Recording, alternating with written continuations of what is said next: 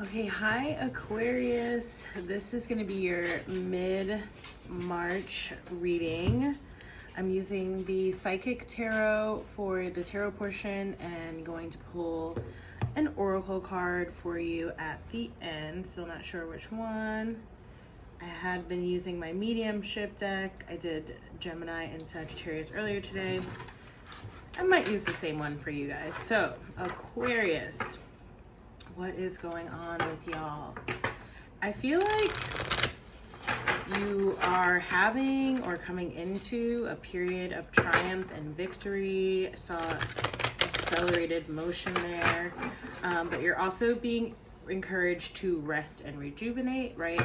We're all kind of needing to do that right now. Having gone through or perhaps going through a period of deep transformation there, scorpionic energy, death and a rebirth, right? Lots of water energy there with that number 13. Like I said, Scorpio, and with the shadow card here, this is the moon card. You have Pisces energy, which is the season that we're in right now. Aquarius. And, oops, wow, look at that. Hope jumping out. It's like the star card, the sun card. But what I was going to show you was Prosperity Begins, which either came up in Gemini or Sagittarius earlier today as well, like a material harvest or prosperity. So let's get 6 cards for y'all. There's the first one. What are the messages for Aquarius? Look at that, your base chakra and your awareness. That's your crown chakra. Obstacles and challenges. I feel like that's what you're putting behind you, that sort of tower moment or transformation, that scorpionic energy that we saw. And then you have a lot of chakras being highlighted here. Material and spiritual prosperity. That's been coming up for all the signs so far. Gemini, Sagittarius, and now you. The number 6 repeated there. Your numbers are 1, 3, 5, and 6. And there's that hope again. I can't remember if that's the star card or the sun. Let's take a peek.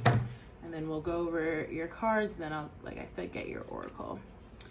It is the star card. So if I have time, I'll go over that star card there at the bottom, number 17, hope, which would be the number 8, right? Broken down.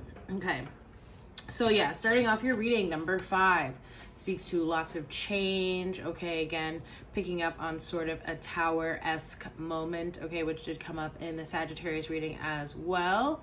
So you may have Sagittarius in your chart or be dealing with a Sagittarius. But you see there, I love this card because it's like a tiny, tiny leap, right? Obviously, it's a long way down if you miss, but you almost like can't miss this leap, right? But that's the leap of faith that's needing to be taken, or that you already took. Overcoming obstacles and challenges is the energy that I'm feeling there.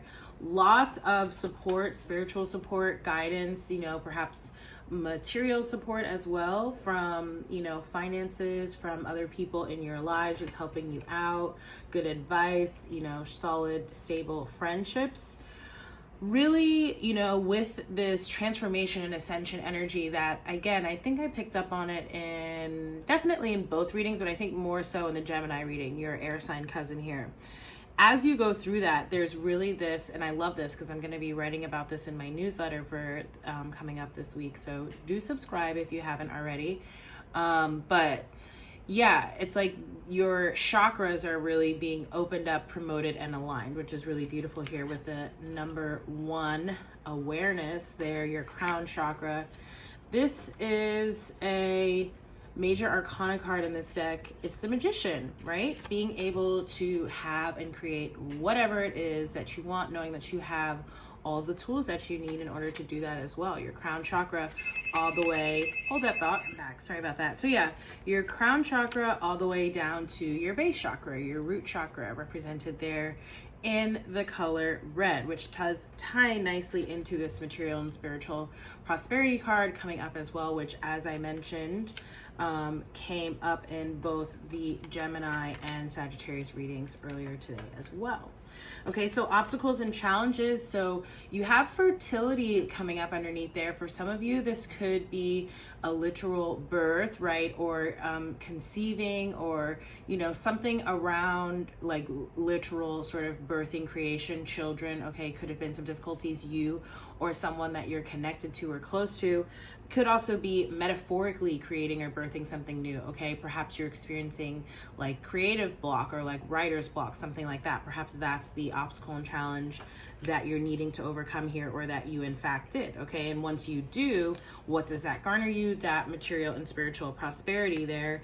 And we have victory and success coming up next to that. So I think we do have some time to read for, I'll read for the Hope card here, another major arcana, because it follows on very nicely from the material and spiritual prosperity as well as victory and success. I'm seeing like 6 of Wands, 7 of Wands, you know, taking action, getting some kind of victory on something, and standing your ground, really protecting what it is that you have worked towards or worked on.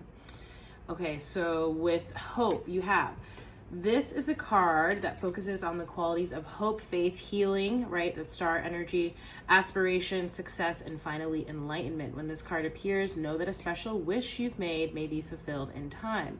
The Hope card will help show you that the impossible can indeed become the possible. The force that works through your soul, determining what's possible and the difference between success over failure, and above all, who we are, is the power of your belief. This card serves as a reminder to use your natural ability of intuition, the language of the soul, as you reach for your goals and desires. The future can be yours when you have hope and trust in everything you do. Soon others will be attracted and drawn to your inner light.